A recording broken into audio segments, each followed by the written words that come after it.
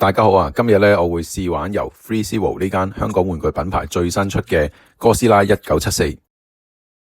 咁呢隻哥斯拉咧就大約有9寸高啦，一體成型嘅外皮啊，包住咧合金同埋膠整嘅骨架，全身咧有20幾個關節噶，咁啊連個口啦同埋條尾咧都可以喐得嘅，咁啊非常之犀利，關節亦都非常之豐富，造型亦都好精緻啊！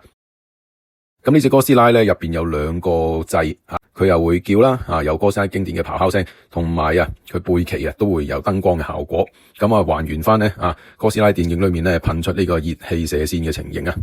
另外當然唔少得嘅就係有一個熱氣噴射嘅特效配件啦，咁就可以咧重現翻佢哥斯拉出必殺技嘅情景。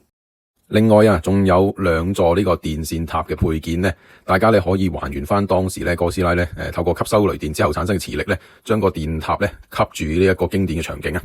另外仲有3組可以交換用嘅手型啊，咁啊俾你咧搭配唔同嘅 pose 啊，真係非常之細心啊。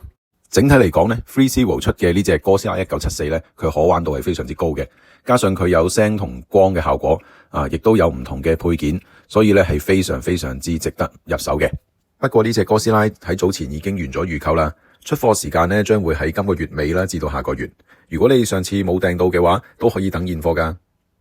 而我哋香港哥斯拉影迷會都會喺今年嘅 D2 Place 嘅玩具展 A8 攤位擺呢一隻 FreeZero 生產嘅哥斯拉俾大家試玩噶，大家多多支持。